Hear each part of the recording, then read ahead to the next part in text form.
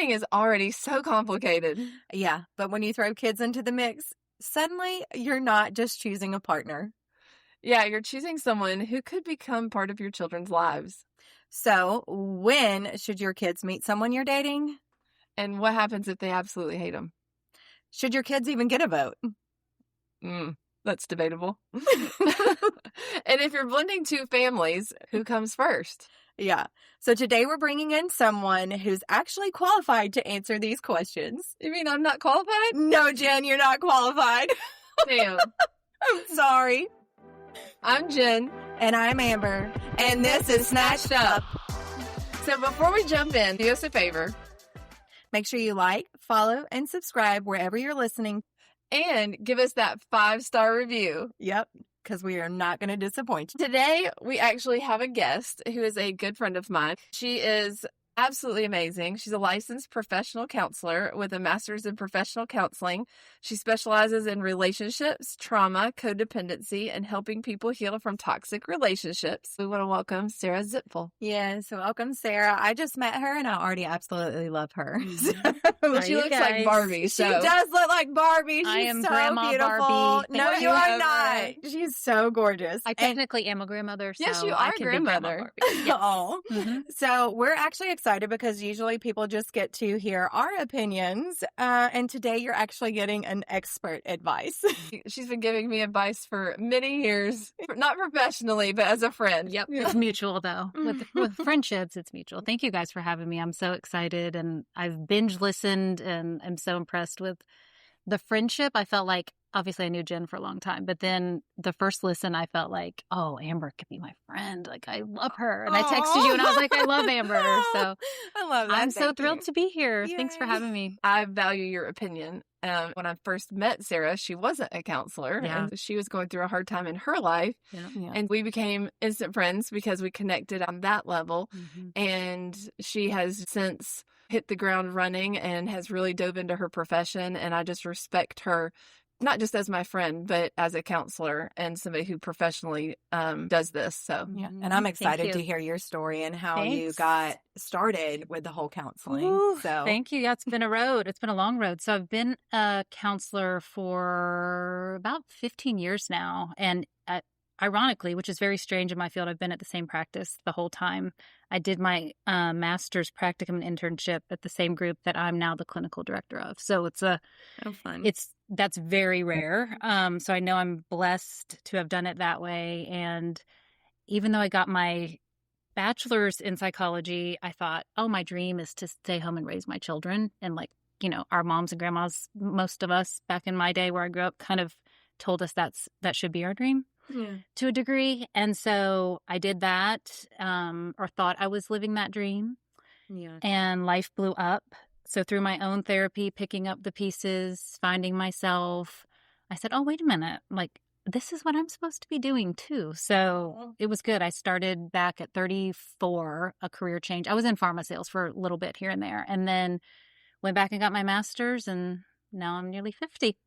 Living this dream.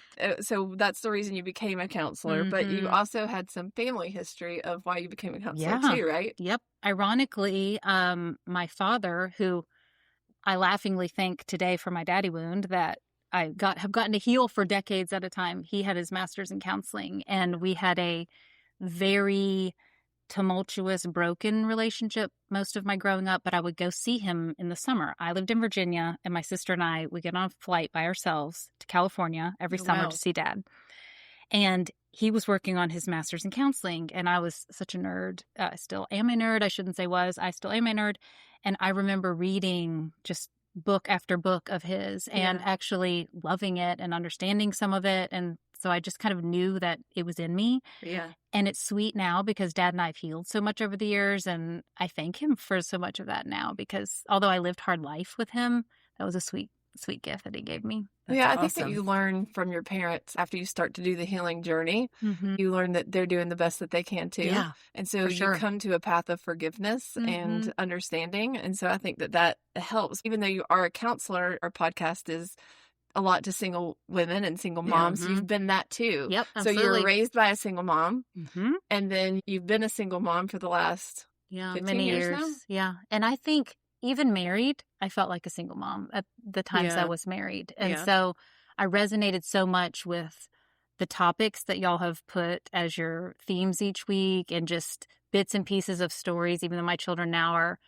28, 20, almost 19. And some of the younger year stories, I was like, oh, I just remember the heaviness and tiredness and exhaustion and craziness of kind of the things y'all are talking about. But yes, highly resonate with that. And I think too, it's driven a lot of my practice. I think most of my practice is women who are either coming out of a toxic relationship, trying to get out of one. Yeah. I do a lot of co-parenting, divorce counseling. I do some couples work, but largely it's females who are working through hard times in their life. And it's hard as a single mom. There was no other parent. Some single parents get somebody that offsets them every other weekend. Yep. You know, and there's none of us did. None of us did. Yeah. So, you know, we are the only parent. Yep. And Absolutely. when you're the only parent, it is. And even before Andy passed away, I was still the only parent, Mm-hmm. Yeah. you know, and you were the only parent. Mhm. And I'm talking to Sarah for those of you that can't see, but Amber is too. So Yeah. all three of us. Yeah. And so you make mistakes and you learn, and it's hard. It's hard stuff. Yeah. And so sometimes I just avoided dating because it was going to be hard. Yeah. Sometimes I would just continue to stay in the bad relationship I was with Andy because I was scared of doing the blending and all of the things. Yeah. It's a different kind of hard. And it's trading problem sets too, to a degree. But when we can look at it through more healed eyes, which I've gotten to watch you heal, Yeah. so it's exciting, and take your own inventory, the problem sets become much more manageable. The shame that you talked about that you have to work through and that you have to stop. And sometimes when you are single parenting, those things don't just trickle into your relationship with a partner. They also trickle into your relationship with your kids. Absolutely. They Yeah. trickle there first. Yeah. Yes. I told my son, Brian, I was like, I am doing 2 jobs that I was never meant to do, meaning like trying to be the dad too. Yep, It's not in us, hard. yeah. It's hard. And so, yeah, it's not in us. It's not naturally anyways. And so it takes a lot. Like Why do you think that men seem to be adverse to counseling over women? Because I think that in our relationships, even Andy, he struggled with his addictions. He never wanted to get help. And it Yeah. seems like, and like with her ex, you know, him wanting to get counseling and to fix things. Why did men see it as such a stigma? and he finally did. He finally did agree to go, but he was telling me to schedule it. I think So- part of what has men off the hook for doing healing work is the overfunctioning of women in general. Yeah. And it applies to therapy too. It also applies to their other medical appointments, and it applies to other things in their lives. Because he would not schedule anything Sure. for himself either. I Yeah. always was like, I'm going to have to schedule his doctor's appointments because Yeah. he won't do it. Yep. And when you think about, or at least in my experience at work, most of the men that come in, and they're coming in more frequently now than when I started 15 years ago. So I probably have about That's good. 30% of my caseload is males, which is very That's interesting. great. Yep. Yeah, that is good. Shame, they're so debilitated by shame, Yeah. I think. And so layers, think what people do to hide shame. They layer up, whether it's work, Yeah.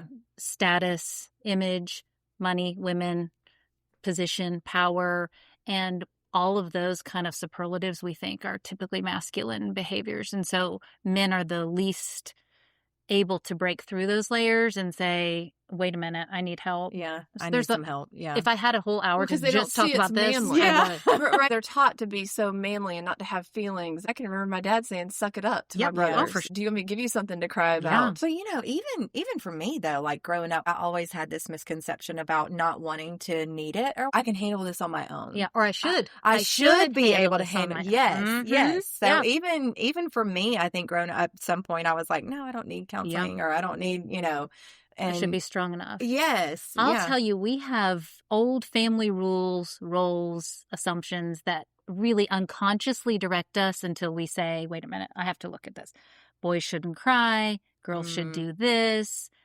Children should be seen and not heard. So Yeah. less gender specific ones, but there's a lot of them for men versus women, and they have done us no favors. And so as we heal and we look at our families of origin, which it sounds like y'all have done some of that. Like we uncover, wait a minute, that doesn't work for me anymore. I don't want to do that. Or we've replicated parts of our most toxic parent and we look for that in relationship. And then we find ourselves being just like Yeah. our parent that hurt us. So, Yeah. You're talking about over functioning as women. And obviously I've been a huge overfunctioner. Mhm. Yes, you have. Yes, yeah. Yes. We all concur. Yes, we all agree.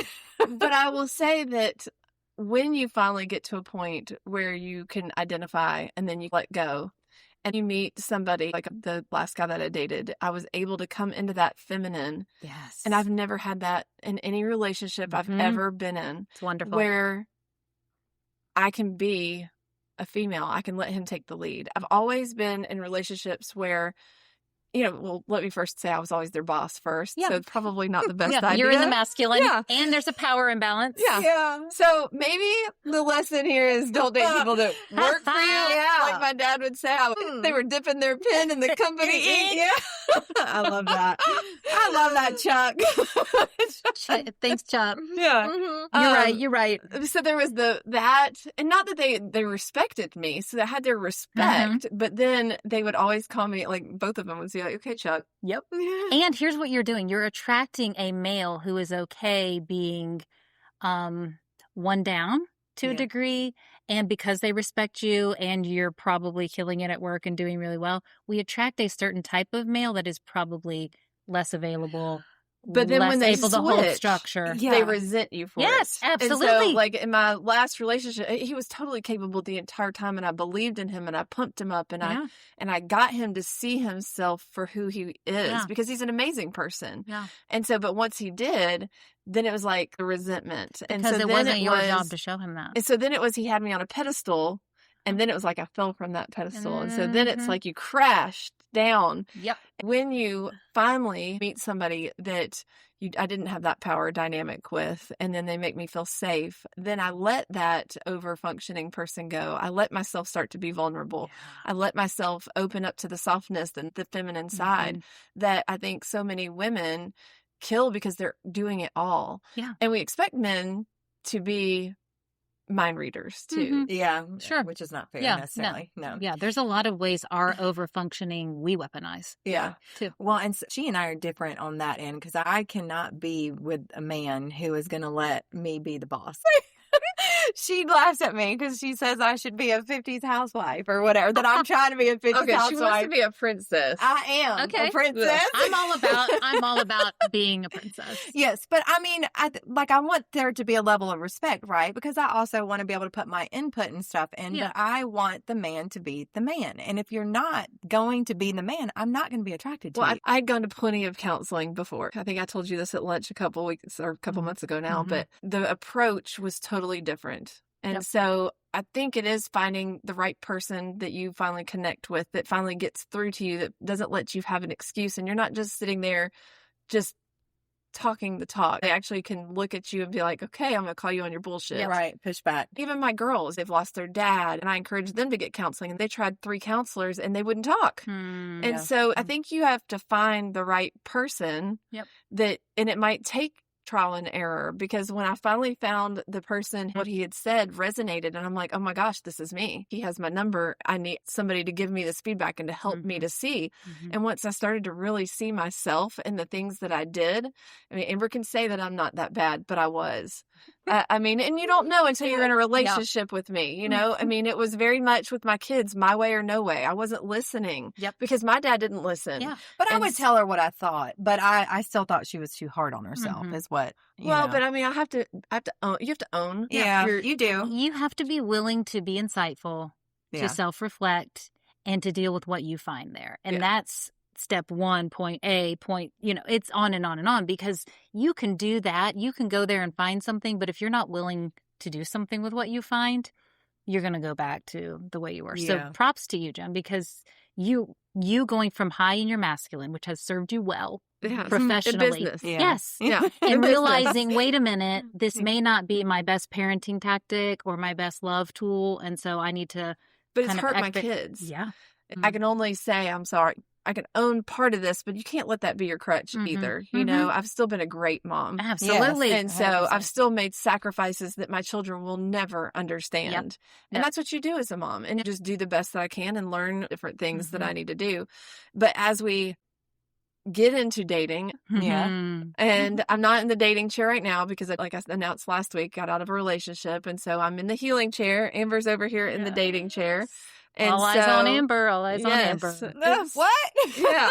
Wait a minute. And eventually I'll get back out there. Because of that, when you start dating, people our age have kids. Yeah. Typically. Yeah. And if they don't, we're also prone to cross them out. I will say, for the people who are going to date me, they have it easy because there's nobody to fight with, right? There's no other parent, right? Yeah. So part of that is nice for them because they're coming into not another co-parent. Yeah. Amber doesn't have that either. Yeah, I don't. But I've also never dated someone who did have kids before. Okay. Because my ex, we were together for 11 years and he didn't have any kids when we first started dating. So that will be new for me too. And I've been a step parent and it's the hardest job I've ever had. Yeah. Andy's mom said something to me that always resonated. And she said, there's never too many people to love your kid. Yeah. Yeah. And what a gift it is if you have an extra, I don't love the bonus moms, it's like term, but if you have another adult that loves your children. Yes. And 100%. I think back to the shoulds, there's so many people I find that sit down on the therapy couch, they've gone through a divorce, they're at a good place in their healing, and they're thinking that they should date someone just like them, divorced with children. So I like hearing that you didn't. You did it a different way. Yeah. And I think we can, as women, get really caught up in narrow alleys of acceptability. That means I must and I should do this. And I find clients who will go on a date, like the guy, do not enjoy the children. And I'm like, all right, so we're going to go on more dates? Because this is going to be your life. Yeah, you can't not like the children. Yeah. And so, like, being willing to say, this is what I thought maybe I wanted or needed, or because it's like some similarity to me, I should just date this particular type person. And I think this goes back to y'all talking about age gap dating, too. Yeah. Like, we think, oh, I probably should or shouldn't. And when you do more healing, you can kind of dispense with all of those, because those are just really fear-based schemas that we put on things. So when do you think you should tell your kids that you're dating? You mean post-divorce, you're single? Yeah. I think, okay, this is such a therapy answer. It depends. Most answers are, it depends in the therapy world. It depends on your children. Yeah. And it depends on what you have walked with your children. So take your person you're dating out of it. What have you and your children been through? Are they as healed as you? Yeah. Are they ready to hear? Because we may be ready to tell, right? Yeah. Or we may be the one going, oh, I can't tell. And they may actually be ready for someone to come into your life. So how healed is everyone is a great thing, more so than time. That is, I think, so great. Like, you think about, you need to heal. You don't, you know what I mean? Like, in your kids too. Absolutely. So I love that. Before we got started, I was telling Sarah about my past relationship. Sammy was like, Mom, you're so happy. What's going on? Why are you smiling again? Once she knew the reason why, then she wanted to be part of it so badly. And she was excited for me. And she wanted to know, who is this person that's making Mommy happy again and making Mommy smile again? Yes. And then Chloe joined the bandwagon too. Who's making Mommy have the cattish grin, you know? And so they wanted to be involved because they wanted to be part of it. They were curious, but they also were excited for me. Yeah. And they were loving what they were seeing. Yeah. And maybe they hadn't seen that, because I know Sammy would be too little to probably remember. Well, she didn't remember Andy, but she did remember the 6-year relationship that I had. And she adored him, and he adored her. I mean, it wasn't a matter of us not loving each other's kids, because if that was the case, we would have been, married. But it was hard integrating with his kids too, because my kids have seen a lot. Yeah. They've seen addiction. They've seen death. They've seen destruction from addiction. Have their kids seen what my kids have seen? And I hope to God they haven't, right? Because I don't want anybody to have had, unfortunately, seen the things that my kids have seen. But I can't change that. And I don't want my kids to ever have to be ashamed of their story.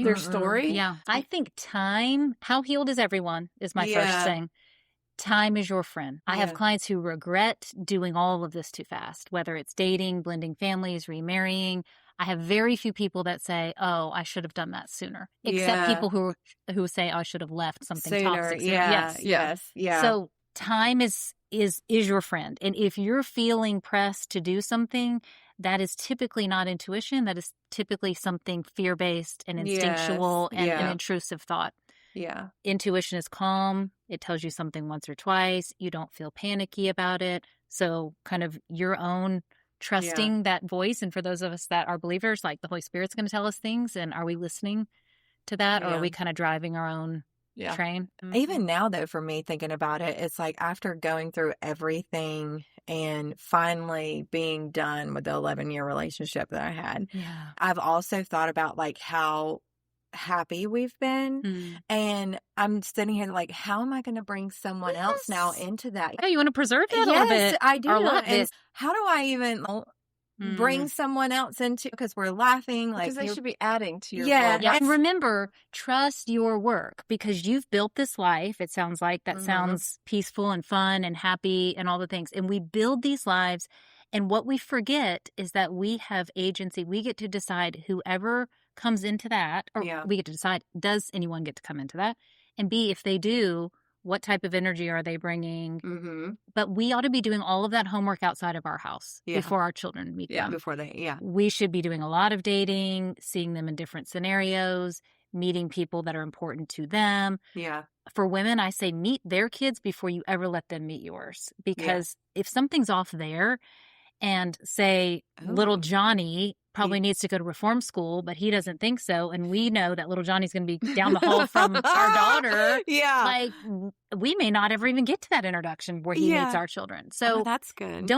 It doesn't have to be quid pro quo, like, okay, I meet yours now, next weekend you're meeting mine. No, take time, do the deep dive. Well, and a lot of divorce decrees, because I look at those all day long for work. Me too. I do too. A lot of divorce decrees actually specify 6 months. And I know when you take the dating parenting class to get divorced in the state of Georgia, it says 6 months. You know, you shouldn't introduce them until you've been dating them for 6 months. And I know that that's hard. That's it seems like that's a lengthy time. To me, clinically, that's a drop in the bucket. Yeah. But I think to most people that feels like a short period of Especially, I time. think when you're older, and it's we talked about this on the last podcast. So once you get to our age, and then in Amber's age, almost. She cannot be in our age I know, bracket. right?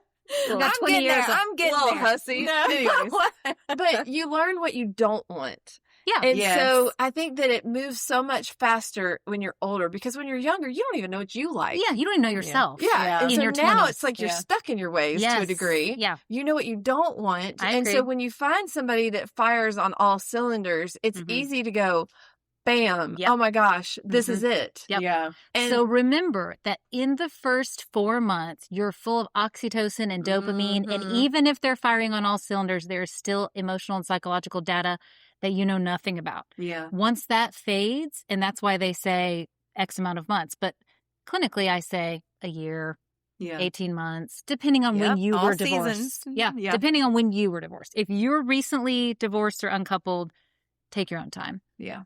But find out a lot about that person. Yeah.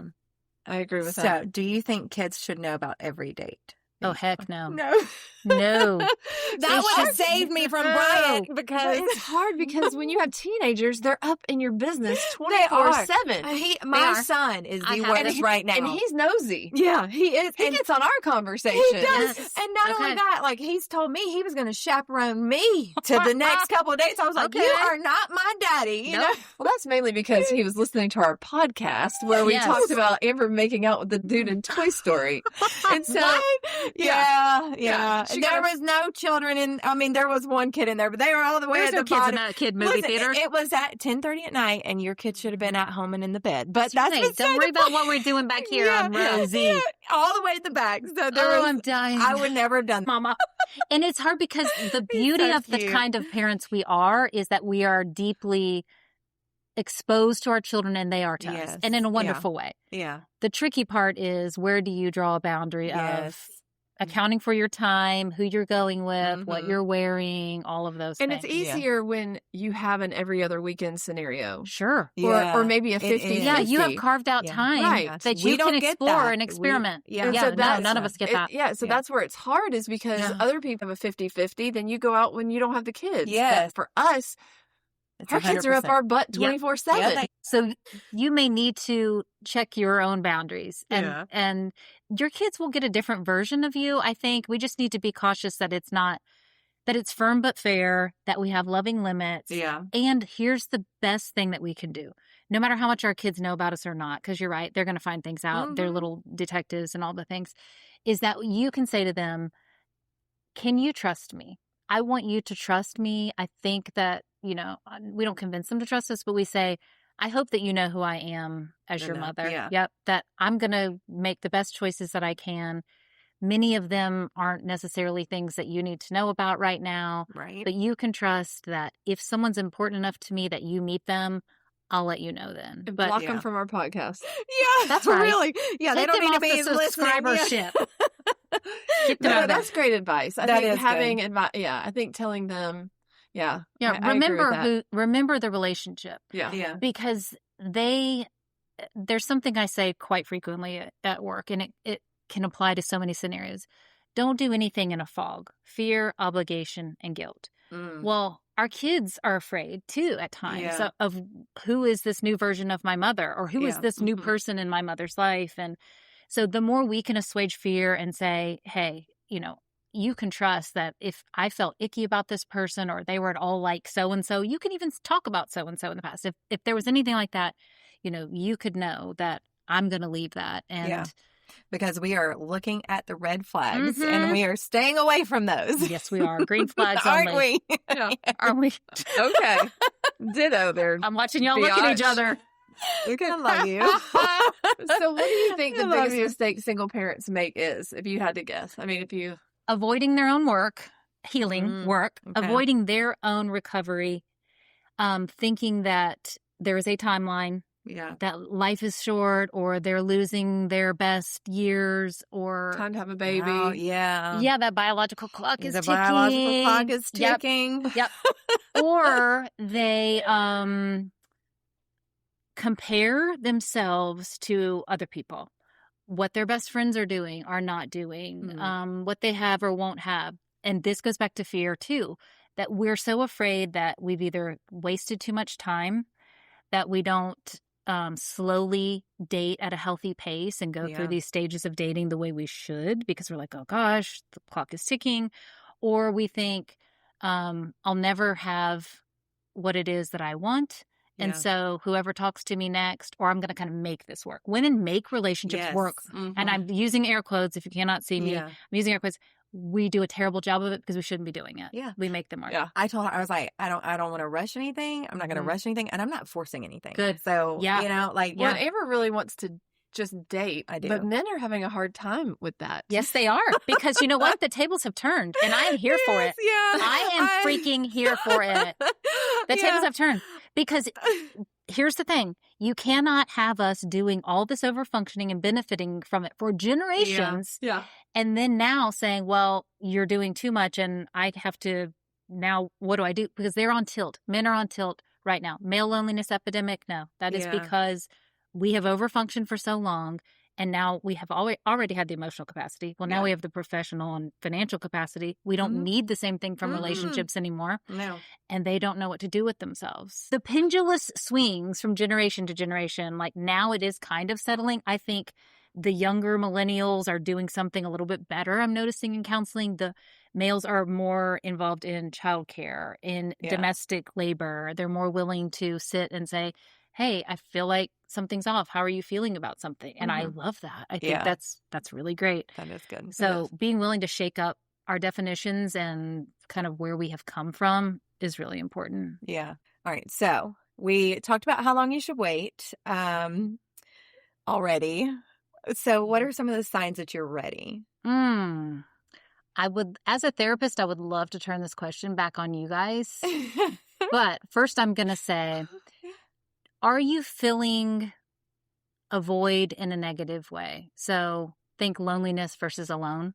You're right. Like alone feels peaceful, adaptive. It's on my terms. Lonely is I'm feeling panicky or I'm super low. I need someone to come be with me. Have I done enough recovery work that I'm not pining over my past relationship or pinged by my past relationship? Like we can't resolve all of our trauma, but we can kind of work through most of it. Yeah. If I'm still kind of feeling obsessed with whatever my ex is doing, I'm probably not ready to move on. So have I closed that chapter? What am I looking to add to my life? Yeah. To your point, like I've built this nice life. Do I want to invite somebody into that? Or am I looking for somebody to complete that? Yeah. Which that would be a no-no. Like we don't want someone necessarily to complete that. Tell me, how do y'all think What are some signs that you're not ready? Oh, I can tell you right now. Yeah. For me, it's that my life is a disaster. Mm. So, Yeah. I mean, Let me just add something so I don't have to look at this. right, yeah. So, I mean, for me, I just sold my house. I don't have a home. There's things in my career right now that I'm tweaking and working through and super focused on that. And so I don't even know that I'd be able to give somebody attention because of you where got a I'm lot of pulled irons right in the now. fire. Yeah. Yeah. And I just got out of a relationship that, even though it was very fast, it made me feel safe and it made me feel content and it made me be a person that I was never able to be before. I got that taste of that.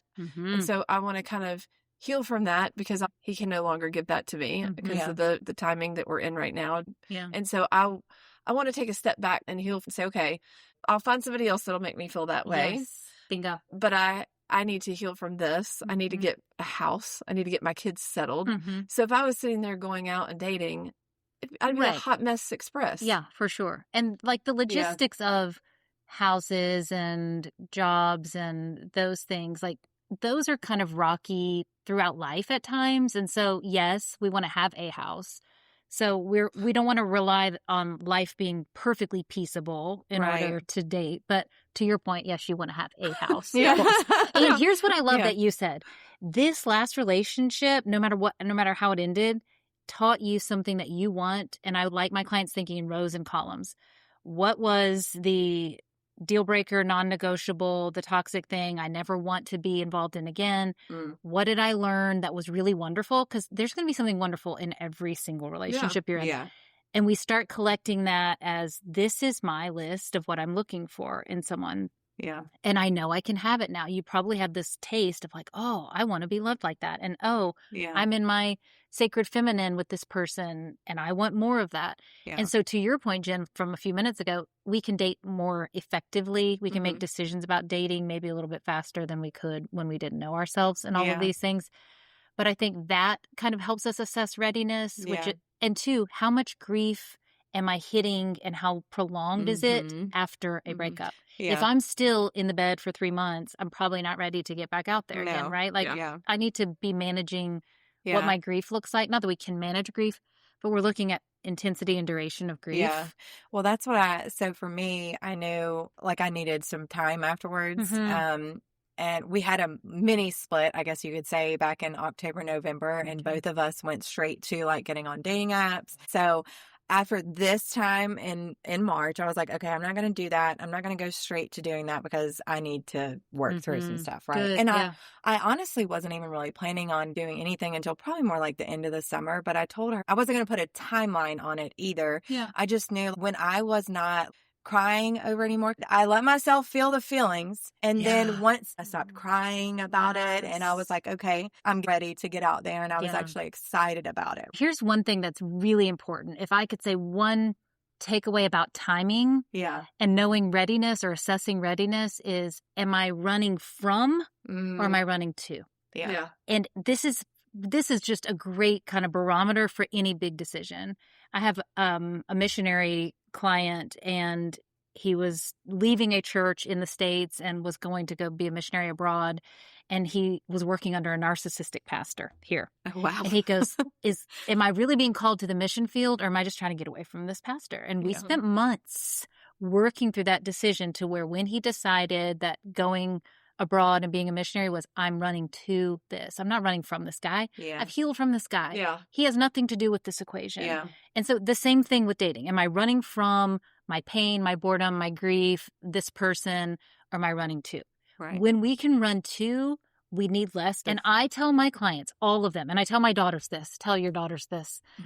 When you're on a date, when someone's talking to you, even before you've gone on a date, get out of, do they like me? What do they think about me? And shift to, do I like them? Yes. What do I think about them? After Andy, I wrote down everything that I wanted in a man, right? Pray for what you want in a man is what I was told, right? Yeah. And so it was things like a good father, patient, caring. Then in going through healing, my list now is not about all the things I want in a man. Yeah.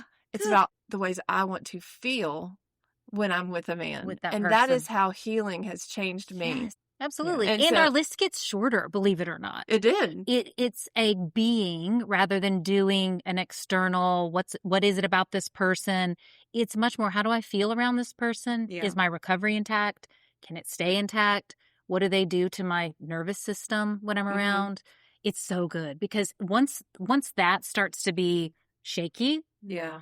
and I have these 5 S's I have clients go through, and if any of these S's are at risk, then the answer should be a no. Yeah. And so this kind of leads to that. You guys can link the 5 S's to the show notes. But it's a good indicator for a decision of like, wait a minute, this isn't good for me. Yeah. Mm. So That's good. how do you know that you're ready to let your kids meet the guy that you're dating? Ooh, I think being willing to question your own judgment, check with wiser people, your therapist, your family, your best friends, check with people who are not your children and say, hey, here's what I'm thinking. Yeah. So-and-so and I, we've been dating this long. I'm thinking that maybe it's about time. Let objective people chime into your life because only trusted people, safe people. Right. Don't go ask everybody. Just, your core Yeah, people yeah, who know you and yeah. can call you on your stuff. Mhm. So I'm thinking of this. What do you think? And then listen to what they say. If they're fear driven, if they're guilt driven, obviously those are not the people to ask, but check with them. And then it's about your kids' readiness. My kids were so excited and Yeah. so ready, and they wanted to. Yeah. But then I also had to take a step back because I also know that my kids crave a man in their life. Sure. That could be their own little daddy wound. Yes. My Yeah. kiddos So- have that. Plus, they loved the last guy that I was with. I mean, he was like a Mhm. father to them. Yeah. And I mean, in that relationship, I've told them, y'all can always call him. I mean, he will Yes. always pick up the phone. Ugh. Yeah. That's Yeah. sweet. Uh. Yeah. He was a sweet one. And so when somebody loves your kids like that, Mhm. Yeah. So rare. it is. For somebody Mhm. to love your kids the way that they love their own kids and know that they would easily do anything for your kids. I mean, that makes leaving sometimes so Yeah. hard when Yeah. you're dating. Oh, absolutely. So, If your children love them and you realize that the relationship isn't ultimately for you, it's hard. excruciating. And remember, each of our children is their own different. You may have 2 kids that love this person and one that's like, meh, I can Yeah. take it or leave it. Or one Yeah. that's adamant that they do not even like this person. Yeah. Which Yeah. leads in, like, if your kids hate them, Mhm. is that a deal breaker? So, how healthy are your kids? It's my Right. first question because Mhm. there will be children who, for whatever reasons, maybe our own parenting to them, I don't know, are not healed and are going to hate anything that you do, right? Right. And so we're going to have to say, okay, this child's not going to be satisfied. Yeah. With anything. Mhm. Yeah. Or anyone. Right. Yep. And how good are your children with change? If you have a child that's resistant to change in general, they're likely going to be resistant to change in relationship too. Yeah. So it could be that we're not giving our kids what they need more than it is even about this person. Yeah. I like factoring in our children's feelings about things. I don't think that we give them ultimate decision making Right. in our lives, but Yeah. I do think if we're healthy, and remember, you are your mirror to your children's hearts. This is what mothers are. We teach them about worthiness and belonging and Mhm. love and empathy and Yeah. self-esteem and core worth and all of these things. If we've done that every day for months and years on end, I think these things just kind of happen as they should. I think in your situation, Amber, I think it's harder because Mm. they had somebody that they despised. Yeah. And so they're cautious. Your kids Yeah. have had the opposite. They've Yeah. had trauma. And so they're going to be extra weary. You're probably going to have to date that person for a longer period to show them that it's consistent, to Yeah. show them Yeah. that it's stable, Yeah. to show them that it's not toxic. Because the one thing I can say about my life, we never fought not one time in front of my kids. Yeah. Not Yeah. one time. Never raised a voice. I mean, Mhm. yeah, they knew I would cry. I would be upset.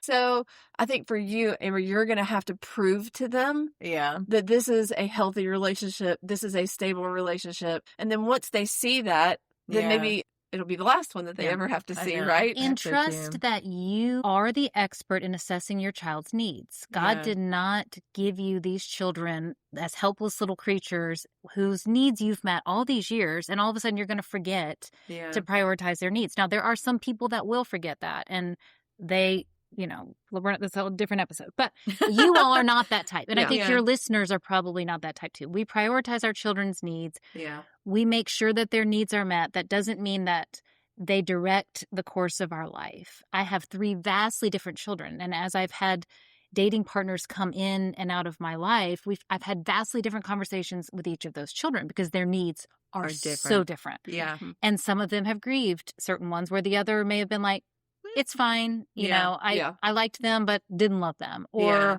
I loved them. And you're showing your children how to walk through life Yeah. Yeah. with all of these decisions. And remember, none of these decisions, unless the person is, abusive, are really deal-breaking decisions in your life. And they're not, groundbreaking decisions that you cannot come back from. Right. We have the right to change our mind. Yeah. I wish there was a perfect answer of how to do it. I can tell you a lot of ways people do it wrong. The living, breathing relationship we have with our children day in and day out is what helps them heal from all of this. It's not doing any of this perfectly and finding the right answer to all of these questions perfectly. It's saying, oh, that wasn't my finest moment. Here's how to do it better. And if this ever happens again in our life, you can trust that I'm not taking us through that again. Yeah. And then just walking that out. Yeah. That's how we reconcile. Yeah. Ugh. Well, and you learn. You do. You learn. And as you blend, because I did this as a step parent, it is so hard. I will tell anybody that being a step parent is the hardest freaking job you will ever do in your entire life. Hats off to you good step parents out there. And so it is hard. There's nothing that prepares you for blending kids. No. And everybody's personalities are different. How do you talk to your kids to get them to be open? Okay. So I think the biggest indicators of a hard blend I've found are wounds, needs, fears, and those not being healthily accounted for by the parent. So me and my children, he and his, for example, you get to be the expert on your kids' wounds, needs, and fears. Judgment is a fear. So if we've got judgmental kids, they're afraid of something. That's a deeply insecure stance to we discharge anxiety, our own fear into the system when we're judgmental. So knowing that you get to be the expert on that also helps with who disciplines, right? Yes. Who gets to decide what works for this. Yeah. And then that's hard because if you're the expert on yours and I get to say, well, he's the expert on his, then how do we get this together? And sometimes that's with a third party. Sometimes that's with therapy. Sometimes that's you guys have great communication and dialogue and you're able to talk these things through. But knowing that your children are really far behind you in life, development, healing, where they even want to go. They may not even want to go to be married and live with this person. Like that is, it's hard. I don't know how it happens. Like I look sometimes and I'm like, how does this person blend in this family together? Because it is so messy. It is. But I think our goal is as single moms, especially that's the population we're talking to is, are you helping give your children that voice for their wounds, needs, and fears? And are you helping them be able to use words, to stay present in their body, to talk through things? Because 9 out of 10 things in blending we can manage with that. So what kind of wording would you say? So like to my 10-year-old who's like fearful of, are they going to be different than me? Yeah. Which is what weird is, right? Are they going to be different than us? Yeah. Like, what do I say? Do I ask her, like, what are your fears? Like, what are you fearful? Are you fearful that they're not going to like you? Are you fearful that, they're going to have a different way of doing things? Are those the kind of questions that you questions. ask? Yep. I love what you said first, which is, yes, they're different. You can acknowledge that they're different already. And then get with gentle curiosity, which is, hey, is there something going on? Do you feel like they're going, because y'all are different and you've been brought up differently or you've walked different paths, do you feel like they're going to judge you? Yeah. It's typically judgmental or, it's really what we are afraid they're doing to us. And so I love those questions. What are you afraid of? What do you think the worst could happen is? And let them catastrophize it right there in front of you. Right. Walk with them through the worst case scenario. What do you think? How do you think it could go the best? They may not want to have all those answers with you, but it's in the exercise of mom is here for me in my icky feelings that ultimately all of this stuff becomes a bridge that helps them walk life. Yeah. That's great. It may not blend perfectly immediately, but more practices of just, helping them emote, get in touch with what's actually going on in them. You're doing therapy with your children when you're doing that. Yeah. So I was very much my way or no way.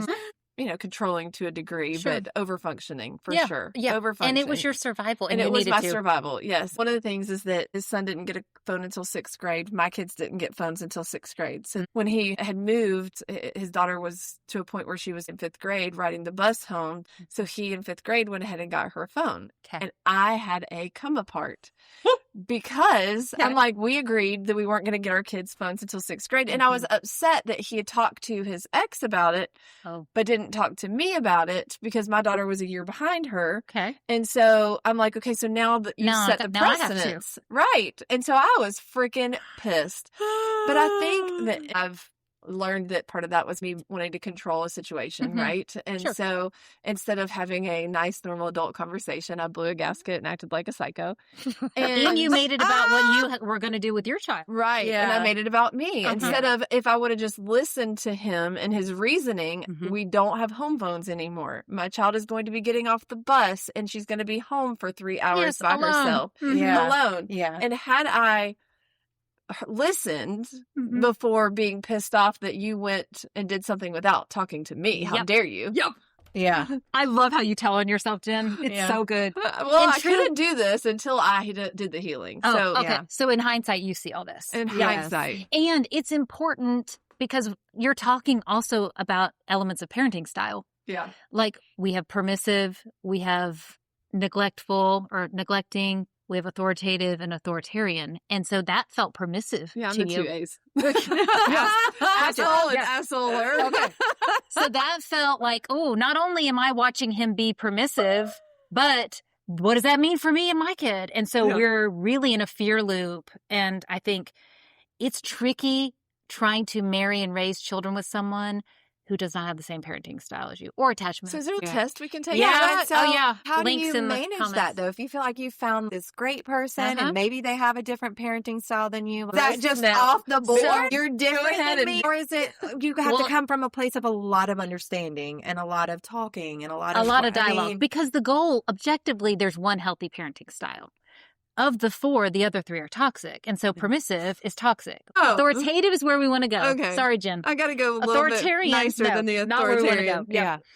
And so it's a level of responsiveness, dialogue, communication, low, high. It like has all the good parts about all the negative ones, right? Yes. Like because you'll listen, you'll you'll take action, Right? As well. Like okay. But I think, Amber, you touched on something important, which is, can I talk to this person and have a series of conversations about how we want to parent these children? Yeah. And I would do that before you have incidents of trying to parent these children.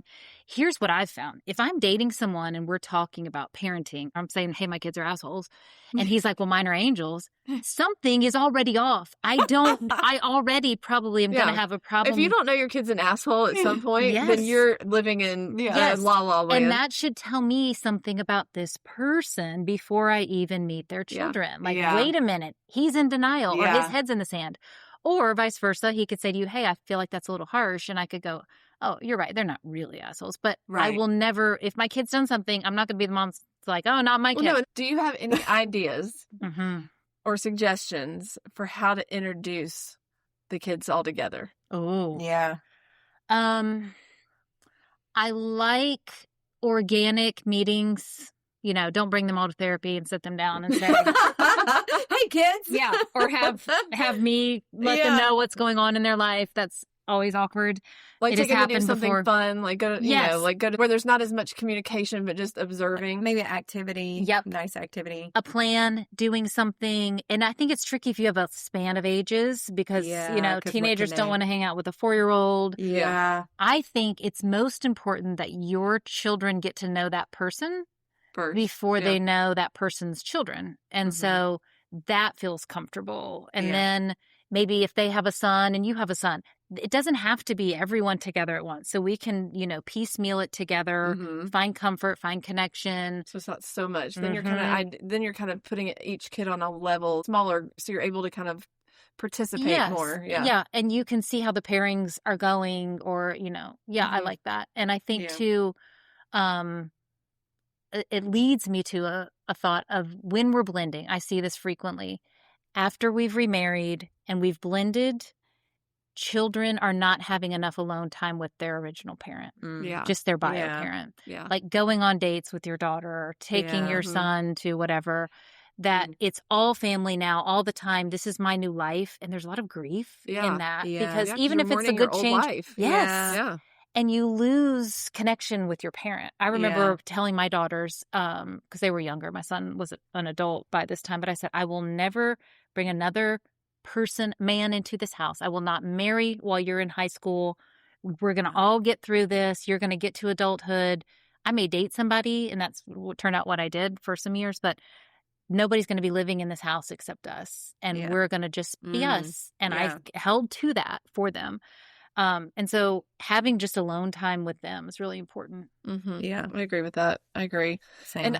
And so you don't want your kids to embarrass you either, right? So Don't put that out in the universe because you know they will. I know, right? And so then they do. They start wanting to impress them. And so then it's like, I have to tell them, okay, listen, y'all have to tone it down, you know, like tone it down a notch. Sometimes I will say that my kids, because they're all smart Alex, I feel like we're in a roasting session and mom will be in the hot seat when somebody comes in. Uh-huh. And I'm like, hold up, you know? And I think it's because they're wanting to impress. They're wanting them to see the hilarity of them because they all think that they're so funny. Yeah. And So can you manage the fine line between disrespect and hilarity, right? And that's what I tell them. And that's what I have to Yeah. have a conversation that I've had after the fact is that I know you were trying to be funny, but your hilarity crossed the line of being disrespectful. Yeah, that was a little too much. They want mommy's new boyfriend to like them too. Yep. Yeah. And here's my concern. I will have at times clients who are adolescents who use that type of behavior to try and communicate something to a parent because they don't have the words to do it. And I'm not saying yours did that. hey, but that's good advice. But if that is happening, it's not unheard of that someone's here and I can safely roast this person when really I want to tell them I'm afraid or I'm mad at them or I have resentment or whatever. And so they're using humor to do that. Get it and out, that's sometimes if we have a parent who is powerful, and you are very powerful, and I'm just saying this because I lived this myself. I'm powerful too. That our kids, or one in particular of mine, could go a little round and about and make sure that I know my place in that room. And instead of just that's saying, good. yeah, you can probably guess who it is. Yeah, I love it. So that just if there's some of that, talk about that. Mine are privately like too. absolutely like mommy shit her pants. Yeah. I mean, is that what she said? I mean, mommy was farting and shit her pants, stuff like that. It's awful. Wait, is that what they said? No, you told me that they said. I told you they're assholes with a capital A. Yes. Now I love them; they're my assholes. Of course. But they are nonetheless I'm little dying. assholes. Nice. So, Sarah, is there any one thing as we move on to snatched up or sketched out? Is there any one thing that you would just say biggest piece of advice as you start to bring somebody into your life to meet your kids? Know yourself, because what we do so frequently is look at the other person, watch for the other person's flags. Are they red? Are they green? We have forgotten that we really have everything in us to already know the truth. Do we quiet our intuition? Do we try and make something work? My answer to something external is typically what's going on in you. Do you know yourself enough to trust that you can make good decisions? Because look at our lives, right? Our history is like, well, can I? Can I trust my instinct and my intuition? And so we look outside of ourselves for signs and signals and all the things, and it's already in us. If we're believers, we doubly are gifted with that because we have the Holy Spirit. It's in us. We already know. Trust that, and trust that you have the right to change your mind. I will not be stuck in something ever again that I was in before. I can tomorrow say, this isn't working. The beautiful thing, and I like healthy fear of dating. I like clients that come in and go, oh, I'm never going to date again. I'm like, okay, you can say that today. We'll get there, but I like that you're afraid of it right now. And then the ones that are ready, we believe that we're ready because we know that nothing is going to make us come out of our recovered self. I'm going to sleep peacefully at night. Might I cry? Sure. Yeah. But I'm going to get it back up tomorrow and be a recovered person again today. Yeah. It's just like sobriety. Every day I'm going to choose to be sober. Today I'm not going to drink, right? Like, not that that's me, but that's what we do in Addictive Talk. The same thing with codependency and relational issues. Every day I'm going to create a life that is serving to my recovery and that is healthy and safe for my children. And I'm going to know when it's not. That's how we don't get months into something and go, oh shit, Yeah. I've got to get out of this. No, we know Yeah. day to day because we're assessing regularly. That's the biggest advice I have. Know yourself, assess regularly, believe that you have the right to change your mind and listen to your intuition. I love that. The one thing that somebody told Amber is, what's worse, 11 years or 11 years in a day? Yeah. And I listened to that yeah. one. And yeah, because that one, I Amen. kept getting so hung up on The investment. yes, the investment and like not wanting. I joke about I'm not a quitter, right? Mhm. Like, but sometimes I need to learn it's healthy to be a quitter, right? Amen, Right? yeah. And so Stopping I our own did. suffering is a skill. Yeah, and so when I heard that, and I was just like, yeah, what is worse than 11 years is 11 years In a day. in one day. Amen. And so that really, it put Good. it. All right, so It's let's play Snatched Up or Let's Sketched play. Out. Let's play. All right, Our Sarah. favorite. Meeting Okay. your kids before you've even been dating 3 months. Sketched. Yes. That is That's- sketch. Yeah. Yeah. Do I need to expound or no? Nah, it's Okay. just these are quick. They're rapid fire. Okay. Having your significant other spend the night while your kids are home. Oh, that depends. That depends on where you are in the Context. relationship. Yeah, context. That If they depends on know, your- like, can they sneak in and out? Well, I mean, I'm just asking. how's your back door? I mean, Yeah, how'd you? Yeah, how's that back door going for so I can say both because this can be done really badly. So I don't want to Yeah. give a bunch of advice on this, but while your kids are home, I'd watch it. you? Yeah. Posting your relationship before kids meet them. Sketch. Yeah, sketched sketch. out. Yeah, That is is 100%. sketch. Why would you post it ever? Why would you even get to that point Right. if you had not brought your kids? Yeah, in? That's ever. right. Yeah, Yeah. never. Mm-hmm. Letting your child decide whether you continue dating someone. That's sketched. We're going to take them into account, but they're not going to decide. They're Yeah. not the deciding and I factor. think that you have to make them understand that, right? Like, I love you and I respect your opinion Mm-hmm. and I will listen to you, Yeah. but this is mommy's relationship and mommy's going to make these decisions. Yeah. Is Sure, that- but I would add a whole ton of empathy and care Okay. to all of those statements.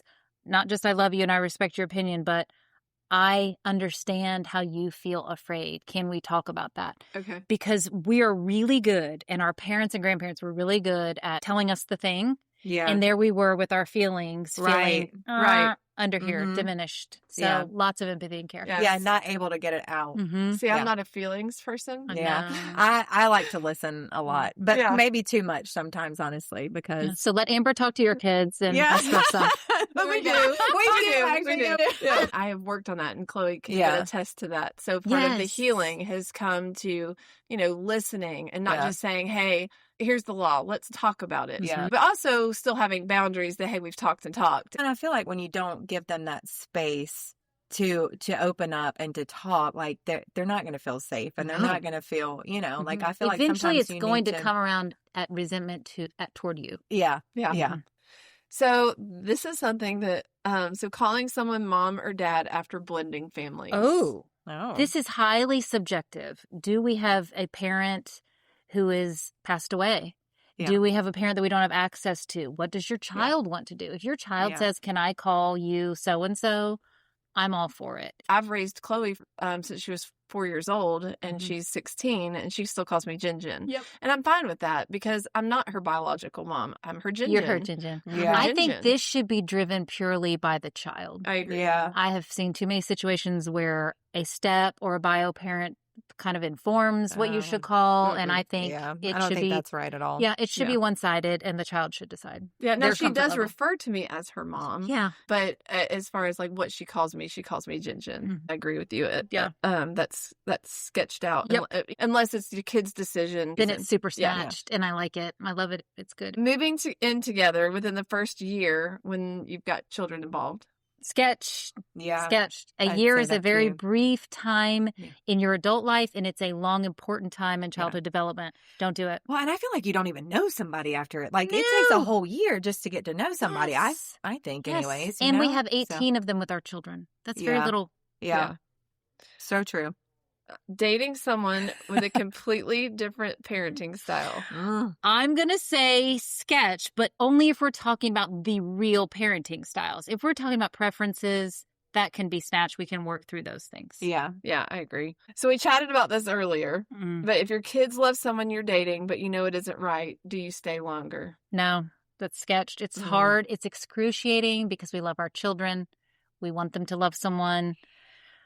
I think this is a ever-evolving boundary that, as your kids age, they may want more of him, and that's okay. I think sometimes early on, right after the breakup, we may say, hey, that person's going to be gone for a while. Well, I think that we get carried away in bitterness of relationships and resentment and our own issues. Yeah. And we don't stop to look at the kids sometimes. My parents got divorced. I was like 4. Mhm. And then my mom remarried my stepdad. And so they fought so much over us. And we knew that they loved us, right? So I remember thinking, like, I will never make my kid feel this way because it's awful to feel like you have to choose, between Absolutely. your parents and stuff. Being in the And middle. then what's so bad? We got 18 and they couldn't fight over anything anymore. Then they were friends. I don't want to have that in my life, Good. or my kids' life. I don't want them to go through that.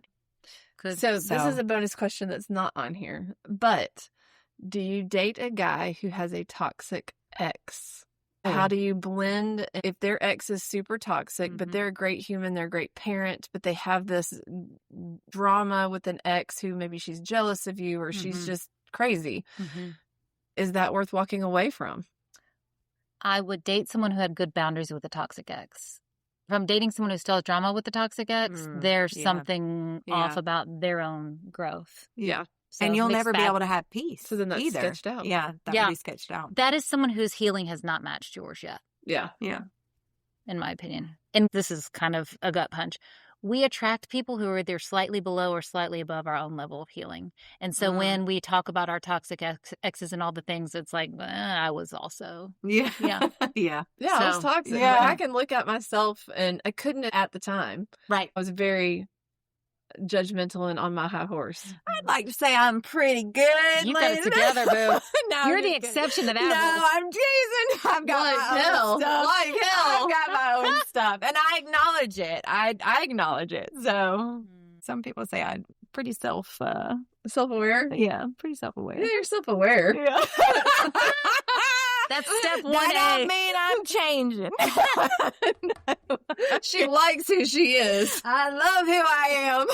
I love who both of y'all are. So, guys, don't forget about our Green Flag dating event. Yes, they have a Sunday Fun Day singles brunch that is coming up on July 26th. Starts at 11:30, and I believe there's going to be a snatched up coupon code. So stay posted, and we will actually post that to the website as well, Yes. or to our social media.